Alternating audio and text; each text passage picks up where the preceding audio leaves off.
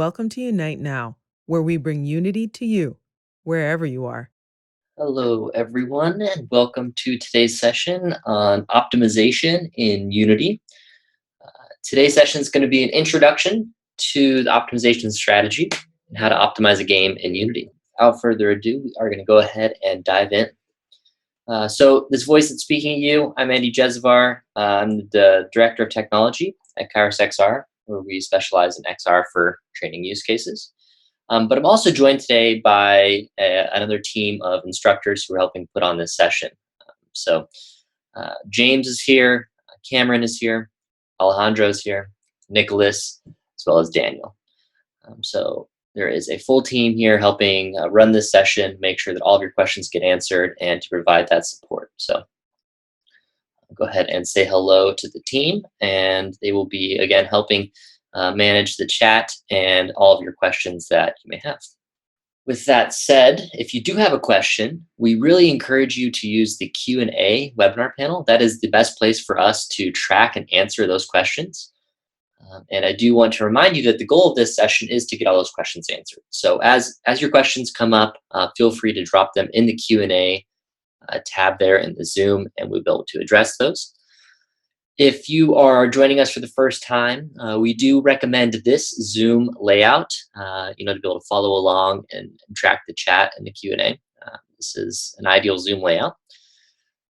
And one last note here, if you have a comment, anything letting us know where we're tuning in from or anything that's not necessarily a question, feel free to go ahead and drop that in the chat.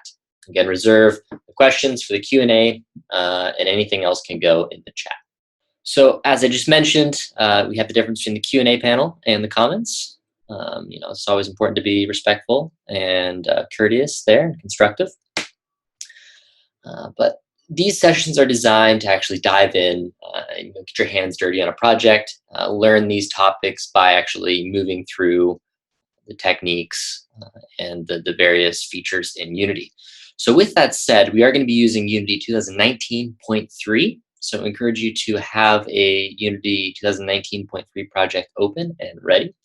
You can find the assets at this link. We've also gone ahead and dropped a link in the chat. So if you have not already downloaded the assets, please do so. We will have that again in the chat. You'll be able to follow that link there. And then as you may already know, the session is going to be recorded. What this means is that you'll be able to watch this back. So if you want to see something again, you'll be able to review this session on the Unity Learn page. This also means that all other sessions that we've run are recorded and there for your access as well. So again, if this is your first time, as I just mentioned, you can catch up on the recordings on the Unity Learn site. We are going to be using a Unity project, so I encourage you to download that. We'll have a moment here to make sure that everyone has it downloaded and set up, but do encourage you to follow along so you get the most out of these. And again, if you have questions, feel free to drop those in. We want to be able to address all of your questions during the session, and anything that doesn't quite fall into the question category, thoughts and comments, please reserve those for the chat. So what are we going to do today? Well, we have an hour. We are going to talk about optimization in Unity. So that entails some optimization strategy. What are the techniques you should be following to optimize a game? And then we're going to jump into a few challenges. So we're going to look at improving scripting performance, improving the batching and draw call performance, and then also configuring occlusion culling. One thing I want to draw your eyes to on this page here is on the right side, we have the watch, do, and the explore. So when you see the stop sign, that's going to mean that I'm going to be going through a demo. When the stop sign is on the screen, recommend that you just watch the demo. All of these demos will be followed by a green thumbs up, and that means that it's your time to shine, right? You can dive into Unity, attempt the challenge, ask the questions, we'll be there to help answer them. And then we will have a couple explore opportunities as well, where you can continue to explore the topic and, as always, continue to ask those questions. So what are we hoping to get out of this session? We are, again, using this session as an introduction to optimization in Unity. So we will optimize the script performance of this game that we've included. We will improve the batching performance. We'll also configure occlusion culling. So with that said, we do want to make sure that everyone has the project downloaded on their machine and they're able to follow along. So we're going to take a moment here and make sure that everyone has the Unity project set up on their machine. Step one for setting the project up, so you're going to want to go ahead and go to the Unity Learn site and download the asset package. We dropped this link in the chat. Could probably refresh that in the chat as well. But step one here, we need to download the asset package. So I'm going to leave this up for a minute and let you guys go ahead and download that asset package. When you've gone ahead and downloaded that package or it's downloading, just give us the thumbs up in the chat. Let us know that you're good to go. We'll move on to the next step. And if you have any questions, feel free to drop those in the Q&A. Great, we got a question right off the bat here about which template to use. We'll see that in the next step, but we're just going to be using the standard 3D template. And again, if you've not downloaded these yet, James just posted the link again there in the chat, so you can just click on that. But it looks like a lot of folks are good to go, so we're going to move on to the next step. So once you've downloaded the assets, we want to go ahead and open up a new project in Unity. Again, it's important that you use Unity 2019.3. That's where we've tested the projects. We know it works there. This is the Unity version we're going to be using for all of the Learn Lives. So using Unity 2019.3, the sub version, whatever is after 0.3 is not as important, but make sure you are in 2019.3. Go ahead and select the 3D template and create that project. Again, let us know in the chat when you've created that project, and we'll move on to the third step. Great. Looks like folks are getting that set up. Just getting the green light here. Let's continue on. So once you've created the project, you've downloaded the assets, let's marry the two. So what you want to do is in the project, you want to drag and drop that Unity asset package into the project and go ahead and import everything in. Getting the green light here from a lot of folks. Again, if you missed a step, lean on that Q&A. We can support you there, but we are going to continue on right now. So we want to dive in, and again, today we're talking about optimization. What's important about optimization is to understand some basics about what performance is and how it impacts our Unity projects. And so we're going to do just a couple minutes of overview of what performance is and what optimization is and what it even means, and then we will dive into the project. So we're going to start with performance. What is performance in Unity? You may have heard this thrown around, and maybe you have some understanding of it. Maybe it's really solidified. Maybe it's not. But I do want to make sure that we're all starting from a baseline level of understanding here. So we know that Unity is able to render your application in real time, right? That is the value of Unity. That's why it's so amazing. We can do everything in real time. We can make our changes. We can see those impacted immediately. So how does it do this? Well, the fact that it's real time means that all of these calculations are happening every second, and more specifically, 60 to 90 times every second, depending on your game or your experience. So that means that 60 to 90 times every second, the whole game loop here is executed. So that means that all the initialization is happening, the physics, the animation, receiving the player input, running through all of your scripts and your game logic, and then rendering everything out to the scene. Now that's pretty fascinating when you think about that. That's a lot of items that are happening, in literally a split second, 60 to 90 times every second.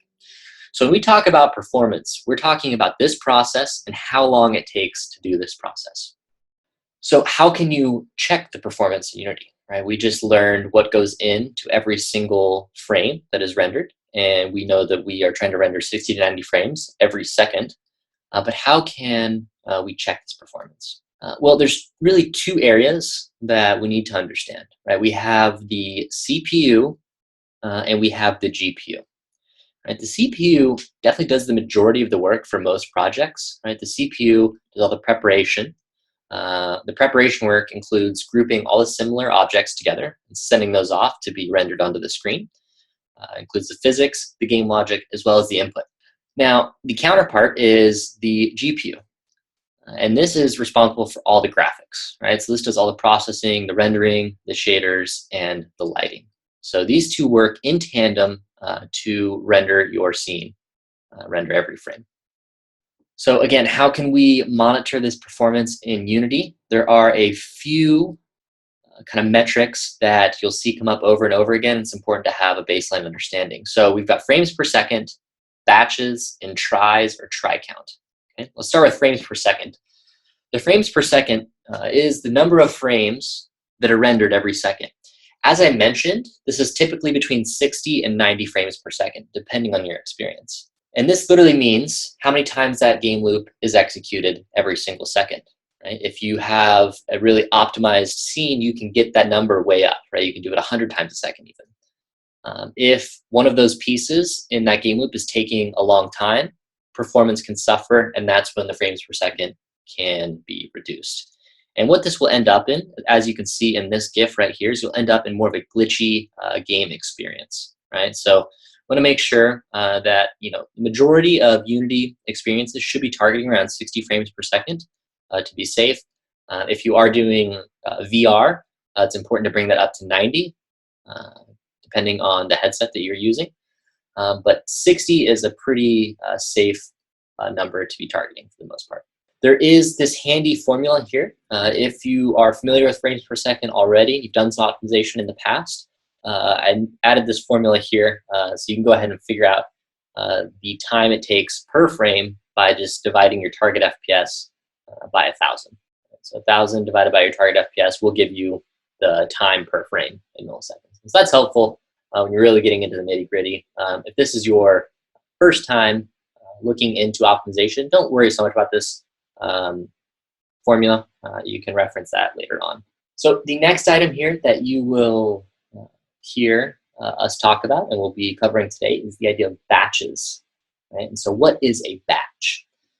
Well, a batch is really the number of draw calls that we can send off to be drawn to your screen each time. So a quick aside, a draw call is it's kind of a set of instructions that tells Unity how to draw an object, literally render it onto your screen.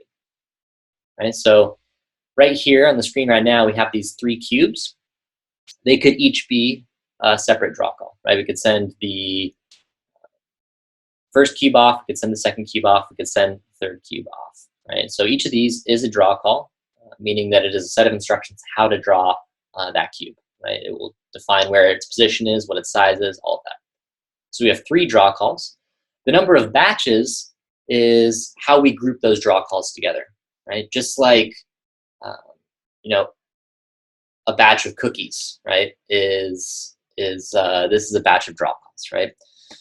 So batching these draw calls together allows us to streamline the performance, right, and save work on the GPU side. Okay, a quick analogy to help solidify your understanding of batches and why they're important. There is the idea of if you go to a grocery store and you are sent to get, let's say, milk, chicken, and eggs, rather than doing one trip to the store to get the milk and then going home and then going to do another trip to the store to get the eggs and then a third trip to get the chicken, you could combine that all into one trip and batch that together, right? It's a similar concept. We don't need to be sending these draw calls off to the GPU. Individually, we can group them together and send them off. And we'll see how that works more in Unity during this session. The last number that you'll hear about and will come up during performance and optimization is tries or try count. And this is really the number of mesh triangles. So as you can see in this example, this is pulled from the Unity documentation. We have 2 of the same model, but one of the models has a lot more tries or triangles. And that is literally a number of vertices that are included in that model. Right? So as the try count goes up, you are going to get higher resolution meshes and more detailed objects, but at the cost of performance. Right? Something that has a lower try count is going to be able to render faster in your scene. So how can we check this performance in Unity? Right? We talked about what goes into each frame, some of the key metrics that we can view, the difference between the CPU and the GPU. And now we want to tie it back to Unity. So when we're in our Unity project, how do we view this? Right? How do we view the current performance and start to optimize our project? Well, there's really three main windows that you'll use during optimization. Starting on the left, we have the stats window, and this is a quick preview of how your experience is performing. As you can see here, you can see some of these things we just talked about, right? We can see how long it takes per frame. We can see the FPS, or frames per second, right here, 7.4 in this screenshot. We can see the number of batches, right? So this is the number of batches being sent off to be drawn to your screen. And you can also see the tries, right? There are a few other metrics that, as you dive deeper, you'll be able to look into more. But again, the stats is a high-level view, a quick snapshot. You can grab this information right from the game view, and I'll show you that in Unity in just a second. When you want to actually dive in and see what factors are leading into your FPS and your batches and your tries, we're going to use the profiler. Right? The profiler just allows us to dive deeper, right? See exactly what's contributing to our performance. The last one, we won't spend too much time on today. May get to it as an explore opportunity, but we're going to focus on the profiler mostly today. The last one is the frame debugger, and what the frame debugger allows you to do is step through your project frame by frame, right? So you can break it down all the way to see what's happening in the first frame, second frame, third frame, and this is helpful when you need to optimize those batch counts and those draw calls and things like that further. So again, today's session is going to focus mainly on the profiler, but did want to call out that the frame debugger is another tool you have at your disposal. Okay, we are almost there. This is the last slide, and then we will jump into Unity. But this is probably the most important slide of the entire deck, right? If there's nothing else you take away from today, please remember this, and that is that there's a process to optimization. No matter what project you're working on, what device you are targeting, we need to follow this process. If you're not following this process, you're throwing mud at the wall. So in order to save yourself time and be really efficient, go ahead and follow this process. So what we want to do when we are noticing that there is a performance problem, right? We see that our frames per second has dropped, or maybe we're experiencing some laggy behavior in our gameplay. The first thing you're going to need to do is benchmark the project. So that means that you're going to gather the data, and we're going to talk about how to do this. You're going to determine if the project is CPU or GPU bound. Is it something on the scripting and physics and input side, or is it something on the rendering side? You can look at the results and then identify an issue. We want to tackle these issues in order of priority. And if we've got a really big problem, we're going to address that one first. But we need to identify it. We don't need to be guessing, right? There's no guesswork involved with optimization. Once you've identified that, we can figure out what the cause is, we can make the change, and then we can just repeat. So again, this is the most important slide of the deck. Make sure you are taking this to heart, and you will save yourself lots of time as you are optimizing the performance in your Unity experiences. That was a lot of information, but do want to make sure that we're starting with the base level of optimization understanding. Now that we have that, we are going to jump into the first demo. But before I do, notice that there is this stop sign in the top right. With that said, I'm going to recommend that you just watch. I'll go through the demo, and then we'll turn it over to you, and you'll have an opportunity to dive into the project and work through it. Right? So here I am in the Unity project. When you open a new project, it'll just be in a sample scene, but once you've imported that asset package, you will have a Unity EDU team project folder. You can just open this up, and if you go to the scenes folder, there is a scene called the maze. That is what we're going to be working in today. So I'm going to go ahead and open this up. And so what are we looking at here? Well, this is a maze game, right? As you can see, I can just scroll out and take a look at it. It's a pretty standard maze. And then if I just go into play mode here, we can test it out. Again, there's some optimization we need to do, but if I just click around, my character will go to where my mouse has clicked, right? And we're able to navigate around. Great. So that's what we're looking at. We're looking at this game. As you can see, it may be hard through the screen share, but there is definitely some lag going on, right? The FPS is not as high as it should be for this game, especially when I'm running on a computer. So let's go ahead and discuss some of our strategies to optimize this. So think to yourself, what is the first step you would take here? If you have a project, you know that there's performance issues, we can start to see it, and we can just kind of feel it from looking at the project, right? These things are kind of glitchy, a little bit laggy, right? So how would we go about fixing this? So remember that we need to start with a baseline benchmark level of data that we can then compare against. So as I mentioned, there are 3 windows we can use. The first one is the stats. And as I said, the stats window is included in the game view, and it's right here. So you can just click on the stats, and this will open up, right? So now, as I move around, we can get the stats in real time. This is pretty cool. We can get a lot of information just right out of the stats window, and this gives us a great benchmark. So we can see that the FPS is relatively low here. We are down to about 20. Our batch count, you can see where that is, try count, things like that. It's important to continue to move through the experience. You don't want to just look at the stats in one specific place. I would want to continue to move the character around to get a better feel for the entire experience. But this gives us a good idea of where our FPS is and the fact that we need to bring this number up.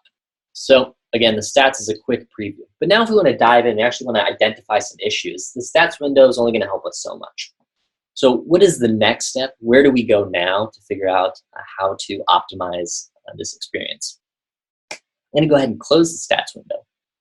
The next window that I talked about, and we're going to be spending most of the time today, is called the profiler window. So I can find this by doing a window drop down, going down to analysis, and opening up the profiler. Okay, this will open up this window here. What I'm going to do with this, I'm actually just going to dock it at the bottom so we can look at the profiler we can look at our game at the same time. Okay, so I just drag that profiler window down so we can see it here. And then, I continue to move around to see how the profiler updates. But let's go ahead and break down this profiler because it can be, there's a lot of information there. And if this is the first time looking at it, I do want to make sure that we understand what we're looking at. So I'm just going to click somewhere. And let's take a step back and just talk about what the profiler is and what we're looking at. So the profiler is a breakdown of the performance in our project. What this top part is showing us is really just a graph, a visual view of how long each of the components in our game loop is taking. And as you can see here, the CPU alone is responsible for some of the rendering, the scripts, physics, etc. And we can see that information in a visual way here. What we can do is we can actually move through frame by frame, right? So we can say each frame, see how the performance changes, right? And you can see as we click the next frame, this bar right here is moving across, and that is just literally going through frame by frame. We can see how the performance changes in each of those frames. Okay, so this top view of the profiler, I'm just going to expand this actually so we can see a little bit more information, is just a graph of the performance data. Okay. And again, in this top half of the profiler, there's a lot of other information that we don't need to focus on right away, but we can start to dive into as we become better with optimization, right? So we could look at something like physics. We could see how the physics performance is being affected. If you're doing a 2D game, you can see the physics for 2D, right? There's all sorts of information here. But again, for today's session and for the majority of the optimization work that you will be doing, we can focus on the CPU, and then we can focus on the rendering. And so we've got 2 areas that we can focus on and that we will focus on today. So you can actually turn off the other ones if you want. If they're in your way, you can just click them. And what this is doing is it's just taking them away. So right here, like if we have physics and we don't want to look at that right now, I can just deselect that and then that'll go away. Again, we can leave them on, doesn't matter. What we're going to be focusing on, though, is the CPU and the rendering. So we have this graphical view on top. We know we can step through frame by frame our experience. Right? We can view this data in this visual format here. And then that brings us to the bottom half of the profiler. Okay? And now this is really the meat and potatoes of the profiler. You may be seeing a different view by default. You may be seeing the timeline view. So if you select where it says timeline, you can switch to hierarchy. And there also is the raw hierarchy, which just provides a level of detail more on the breakdown of what's going on in your scene. Right now, we are going to focus on the hierarchy. So make sure you have the hierarchy view selected. And what we would like to do is we would like to figure out why our scene is taking so long to render. And so now this is really cool because we can just select anywhere on here, select a frame to look at, and we can go through into our hierarchy. We can start to crack these areas open, and we can dive in and see exactly what's going on and exactly how long this stuff is taking. So I just popped open the player loop, for example, and we can see that the player loop is taking 42 milliseconds. Again, that is a pretty long time. We want to bring this number down, right? The overall time that a frame should take, is under 20 milliseconds, right? We're looking for that really short time per frame so we can get a lot of frames per second. So as I break this open, I can just look at what is taking the most time. We can address those problems. So with the player loop, I can see that the first thing that we have going on is some sort of update and script run behavior update. And this operation is taking 21.78 milliseconds. That is a significant chunk of the time that is taking our game to process each frame. So you may ask, how do we know how long it's taking in total? Depending on your machine, you can actually see right here how long it's taking in total. Some GPUs are limited. They're not going to get that number. If you see that number, then you can just add the two together. Sometimes it's limited. Like on this machine, I'm working on an older MacBook Pro. I don't have the GPU data, but I can see the CPU is taking 52.71 milliseconds. Right? So each frame is taking that long. So 21 of those 52 milliseconds is spent on this update. That's a significant portion of time. Right? So before we dive down and see exactly what's going on, we can actually see what proportion of time this is if we go to the timeline view. So we are looking at the hierarchy view. I can select this, go back to timeline view. And again, this is a visual representation of what is happening each frame. So what are we looking at here? Well, we can see that on our main thread, we start at 0 milliseconds. Again, every frame is taking from 0 all the way up to about 53, right? So we can see that this is the information that is happening in every frame. We start with the player loop. We have a little bit of an editor loop, which is going to be the editor update, and then we finish off with some more player loop. And as you move down vertically, you're just getting more detailed information, right? So in that player loop, specifically, we're spending a giant chunk of our time on this script run behavior update. Right? And then you can see the second half of our time is spent on rendering. So right away, we can see that our issue is going to be in this chunk right here, because this is the majority of this entire 53 millisecond frame, right? We're spending over half of it on this player loop. And of the player loop, we are spending a majority of that time on the script run behavior update. We have identified, right, that we have a problem with our CPU. We've identified that it is in the player loop, and it is something to do with this script run behavior update. And so just looking at the profiler, in just a few seconds or a few minutes looking at this, we've already determined what the issue is. So now let's dive in and figure out what is causing that issue. So we've looked at the timeline view. We've seen this is the majority of the time. We've identified that the update script run behavior update here is taking a significant chunk. How do we figure out what is causing this? So let's go back to the hierarchy view. And what we can do, it's really cool, is we can just continue to pop this open and we can dive in and see exactly what's going on. So, it's some behavior update. We know that it is some assembly somewhere, simple AI update. That may be important. We continue to dive in here And we can see, following time in milliseconds here, that this simple AI update method is taking 21.63 milliseconds.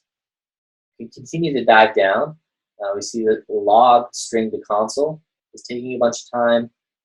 Continue to dive into this. This is all the information that's happening every time we log something.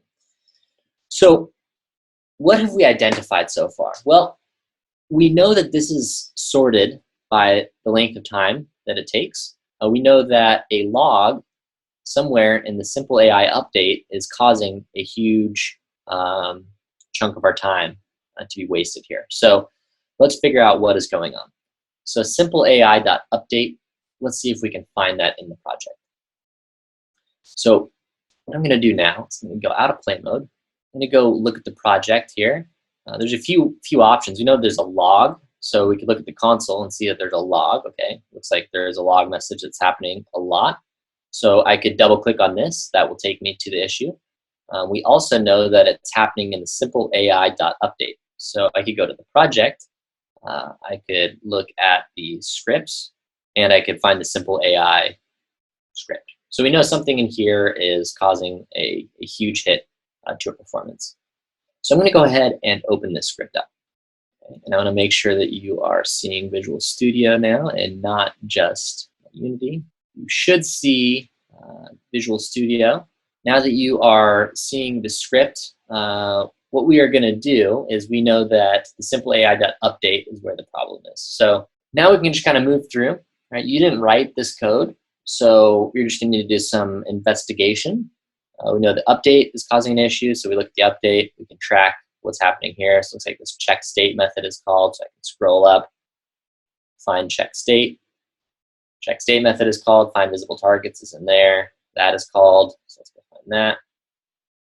And again, we're looking for a log message that may be happening pretty frequently and causing an issue. And so we can see that there is a log message here that maybe was added during development to let the developer know that the player was found. This is something that's happening every single frame, right? And who knows how many simple AI instances there are in the game. So this is happening way too much. So, you know, to me, just looking at this now, it doesn't look like we really need this. This isn't crucial to anything in our experience. So I could comment it out. We could test that. So I'm just going to comment that out. I'm going to go back to Unity. I'm going to share my screen back into Unity. And then now that I have commented that out, I could go ahead and play the project again and look at the profiler and see the updates. So I'm not going to do that right now because I've been talking at you for a few minutes and I would like you guys to give it a shot. So what I'm going to do is I'm going to jump back to the slides. I'm going to turn it over to you for the first challenge. So what I would like you to do is follow that process that I just demoed, right? Where we open up the profiler, we play the game, we kind of drop down, we identify what's taking up the majority of the time. Once we've identified that, we can make an update, and then we want to evaluate how that update affected our project and our performance. So we have the green thumbs up on the right. That means that it's your turn to go. So go ahead and follow through with that update that I made. Follow that process in your project. Make that update and see if you can notice an improvement in performance. Let us know in the chat when you've got that set up, and we will continue on. And again, if you have any questions, feel free to drop those in the Q&A, and we'll address those there. Okay. And if you were able to accomplish that relatively quickly, go ahead and take it a step further, right? We just looked at analyzing that script and seeing what's taking a lot of time in there. There was that log message, which takes a lot of time. But there are some physics updates that could be made as well, right? So if you already have that log message fixed, go ahead and dive in. I challenge you to optimize some of those physics calls. And there is a way to optimize the physics in there. So go ahead and check that out. Again, as you have any questions, post those in the Q&A and we'll address those there. Right. Really great question, and maybe I zoomed over it a little quickly. We have a question here about how did I decide it was CPU versus GPU bound? Great question. Glad you asked for clarification there.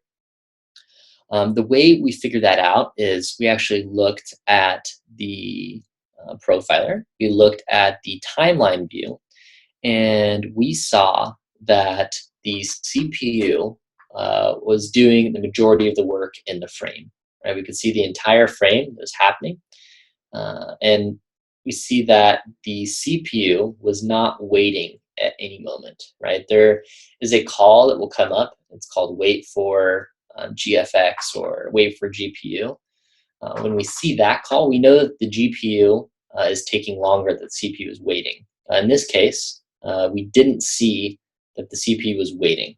And we'll see that once we fix this issue, we'll see that there is some time where the CPU is actually waiting for the GPU to finish. And that's when we know that we're moving into more of a GPU issue. To boil that down, how do you know if it's CPU or GPU bound? In the profiler, it'll say how long it's taking for the CPU. And depending on your graphics card or your machine, it will actually just tell you right there how long it's taking the GPU as well. So you can just compare the two values. Whichever one's taking longer is the one that has a problem, the one you want to fix. If your machine is like mine, you can't see the GPU data explicitly, then what you want to do is you want to look at the timeline view in the profiler, and you want to see if there's anywhere where it says wait for GFX or wait for GPU. And if the CPU is waiting, then it's waiting for the GPU, which means the GPU is the issue. If it's not waiting, then we know it's the CPU issue. Great question. Yeah, so comment in the chat here. So if you see the GFX wait for GFX commands, it can mean that the CPU is waiting to get information out to the GPU. And so you are going to want to make sure that the CPU is optimized in that case. Right? The GPU, if it's waiting for anything from the main thread, then you are going to be CPU bound. Right? Because the main thread is the CPU, and the CPU needs to complete that main thread before it sends off to the GPU.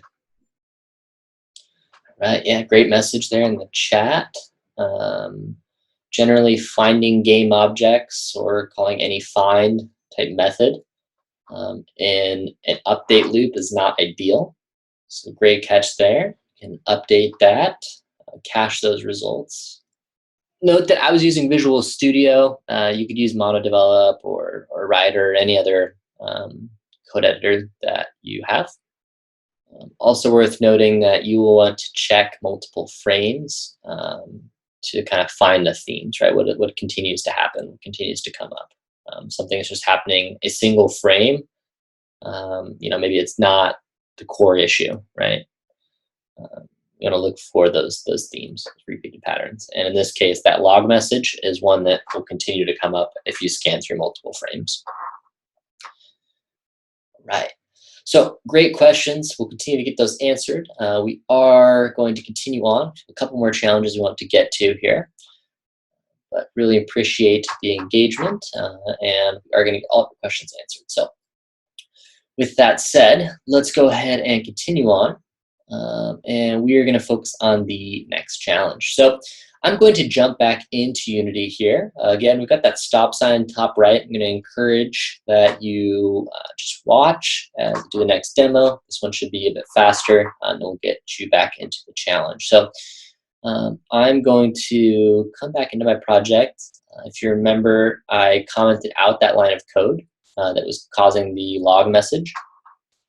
And what I'm going to do now is I'm going to go ahead and go into play mode, and we should be able to see that that script run behavior that was taking a long time before. It's taking around 22 milliseconds. We should see, if I jump forward to one of these newer frames, we should see that the issue is less of an issue. We have a question about obtaining a 15 to 20 FPS average with 50 milliseconds of rendering. So right there, you can kind of see the math, right? The math works out. And if it's 50 milliseconds, 50 milliseconds, we know that there's 1,000 milliseconds in every second. So 20 times 50 brings you up to that 1,000. So that does add up right there. Great question. The editor loop is all of the updates that need to happen to make sure that the Unity editor continues to run smoothly, right?